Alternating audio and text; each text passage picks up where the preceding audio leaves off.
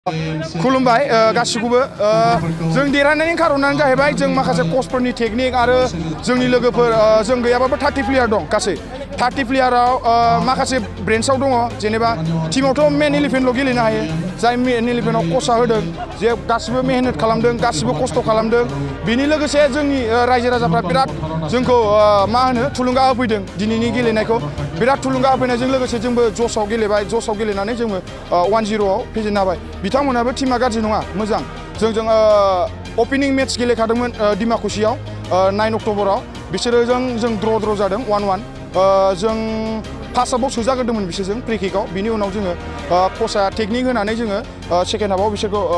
सोफिननानै ड्र गेलेदों दा दिनै बिथांमोनाबो बिराद नाजादोंमोन नाजानायनि गेजेरजों बिथांमोना एसे गोजौ लेभेलाव बिसोरना स्कर खालामनो थाखाय मानसि गैया जादों ओमफ्राय जोंनिया माने सिगाङाव बयबो ज'सआव गेलेबाय आरो जों बेखौनो बुंनो खावलायो जोङो बिटिआर सरकार दानि जाय सरकार सालायबाय थादों बिथांनि दैदेननायाव सारनि दैदेननायाव दिनै आइएसपिएल जानो थांगासिनो बे आइएसपिएलआव जों गेलेनानै जाहाथे इयुनाव आरो जाहाथे खुंबावनानै जोंनि बड'लेण्ड हालामनि आरोबा काउन्सिलनि जेसेबां गेलेगिरिफोर दं बेखौ मोनसे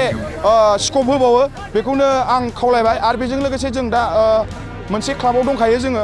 जोंनि क्लाबनिफ्राय गैयाबाबो 9-10 प्लेयार जोदों जों गासै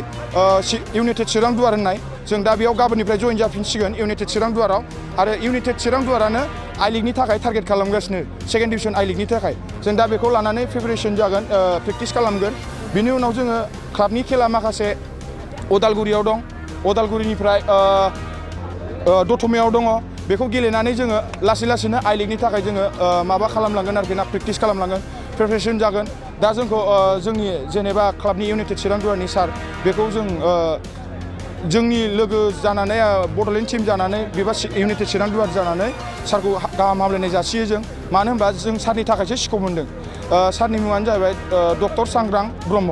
बिथांनि दैदेननायाव जों बिदि स्कप मोनबाय आरो बिथांनि क्लाबाव थानानैनो जों बे लेभेलाव फैबाय दा दुनियानि मानसिया जेनेबा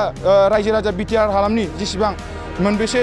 डिस्ट्रिक्ट दं जोंनि बिटिआर हालामाव बिथांमोना फैनानै जोंखौ गोजान गोजाननिफ्राय अदालगुरि बाक्सा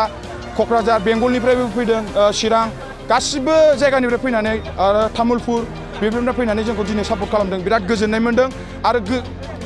गोसोआव ओरैबायदि खुसि मोन्दों माने लाबाबो लाख'नो हाया ओरैबायदि सापर्ट खालामदों नायगिरिफ्राबो बिराद रंजाखांनाय फैदों आरोखि